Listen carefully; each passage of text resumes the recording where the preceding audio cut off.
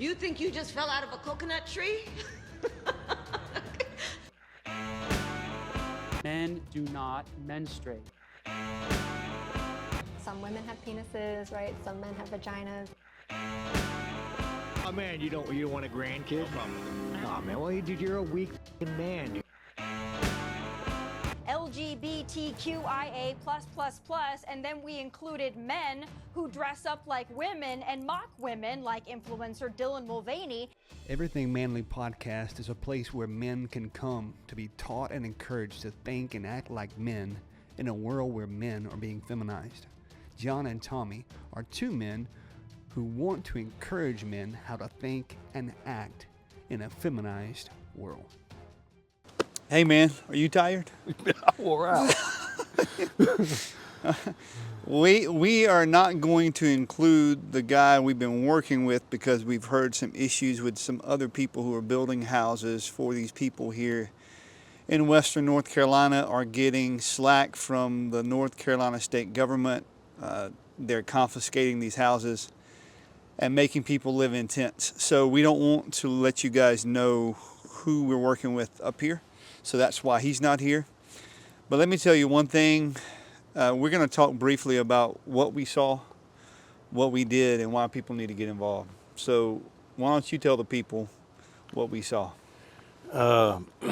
People living in tents and not having a warm place to stay. Everything was flooded and just mud everywhere. Trees down. Just a bad situation. Yeah. And we're not talking about 5 to 10 people here. We're talking about the guy we're building tiny houses with. We built tiny houses with the past 5 days. I mean, he's building houses for over 60 people. He's vetted himself that he's building tiny houses for. I mean, the numbers, I was talking to a lady who fed us one night, Kate. She makes food and she takes it around to all these locations. She says it could be upwards of 1,000. So the need is great. That's what we saw. I mean, it's just devastation. I mean, you don't think, I've been in third world countries and I was telling Kurt, you don't think that you'd see that in America. That's right. I mean, we're not talking about some big city that's overrun with homelessness and there's just drugs everywhere. We're talking about a place where these people have just been decimated and devastated by this storm. Yep. Yeah. Why don't we share one story that we were a part of that we saw while we were here or heard about? Why don't you share the one about the guy in the mud? So you'll share the bad one and I'll share the good one. Are you going to talk about the family? Is that the one you're going to talk about? Yeah. Okay. Yeah. So, the guy in the mud. Yeah. Well, Hey, we're shooting a video. You want to show everybody your snowman? Come on, if you want to come on. Yeah. Turn around to the camera and show them your snowman. All right, there you go. All right. So why don't you tell them a story about the guy in the mud? It's cold. Yeah, it's cold? It's a snowman. All right. Well, we're going to continue doing this for Daddy and Mama, okay? Thank you. All right. Carry on. So we went to this fella's house and he talked about how fast that the water came in. When it got to their ankles, he said that they thought that they needed to start doing something. I don't know if it got to their knees. I don't remember how far it was. They realized that they needed to leave, or else they were scared they were going to get swept off. They got in the car to leave, and they couldn't go one way because the bridge was out, and the other way was even lower ground than they were at. So they decided to go up into a new neighborhood where there was no electricity, no power lines, and was something else he said that it was on higher ground. He didn't have to worry about, Amen. Anything as far as the mud and the water went. And then he said he had been praying that the water would not come up inside the house. Yeah. And he said it got all the way to the, I guess, subfloor and stopped. So it didn't come inside of his house. Now, all the way underneath the house was completely flooded. All the insulation and everything got wet. And he said, but he was grateful that it didn't come inside the house. Yeah, he prayed and the Lord heard his small prayer there. Yeah. And so another family that we went to visit yesterday, they had a 2-story house, and the water rose 6 to 7 feet within 3 hours. And it was a situation where the whole family was on the 2nd story, and they a neighbor tied a rope from their house to their house, and actually had the family jump off the 2nd story into the water, and they pulled the family across to higher ground. The mother let go of the rope. Yep. She just couldn't hold on because of the current. The father had to let go. The 3 children did make it to safety to higher ground. And the father went to rescue the wife in the current, and they found them 10 minutes downstream, but praise the Lord, they did find them safe. Yep. And they were able to get back together. Now, that's just some of the tragedy that took place, and we went and did some more remediation. Another tragic story is a guy who was buried in mud, waist deep for 2 days, and he felt one of his loved ones holding on to his leg or scratching his leg, mm-hmm. and after about a day, they quit scratching. They quit holding on to his leg, and he said he didn't have anything to live for it. I mean, he didn't even want the guys to rescue him out in the mud, of course, but they did. So there's tragedy, and then there's rejoicing that people have made it to safety.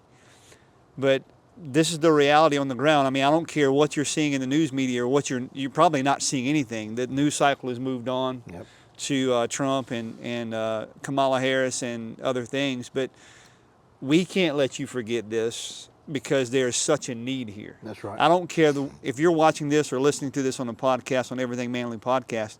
I don't care if you're living in California, Pennsylvania.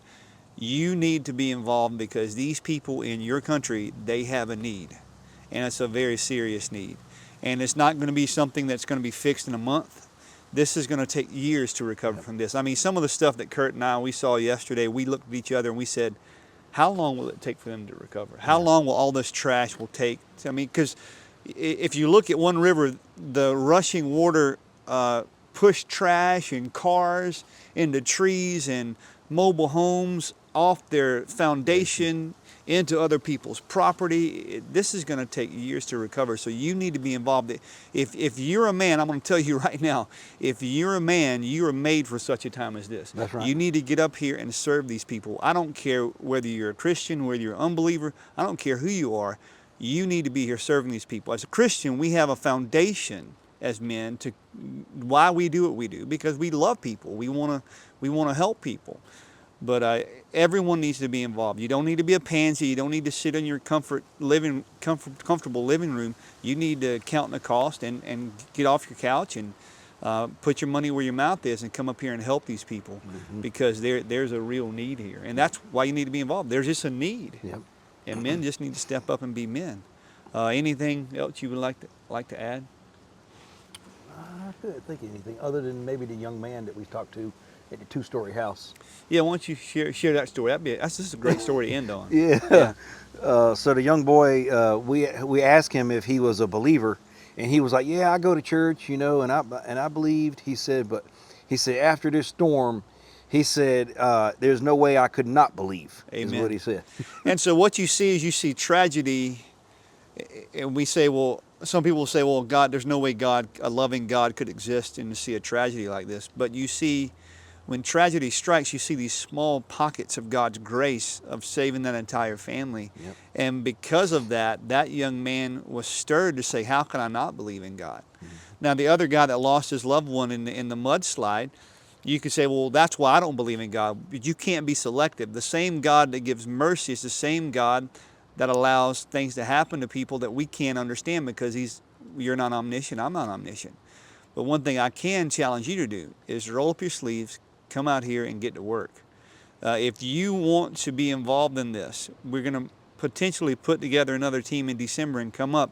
You need to reach out to us via email, reach out to me via cell phone, reach out to Kurt, whoever you need to reach out to. I'll have my email address that you can reach out to me here on this video, on this podcast. And here at Everything Manly Podcast, we want you guys to realize that we want to teach men how to think and how to act like men in a feminized culture. And there's nothing better for you to do. Even if you don't, you may say, well, Tommy, I don't know how to do woodwork. Tommy, I don't know how to use a saw.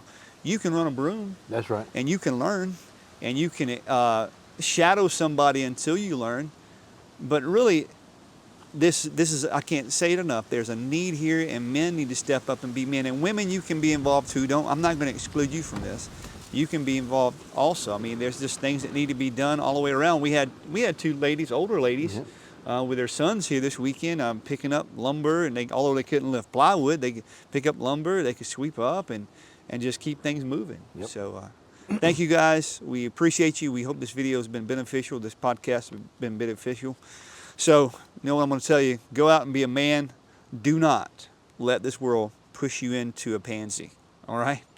Thank you, Kurt. Yes, sir. All right. See you guys next time.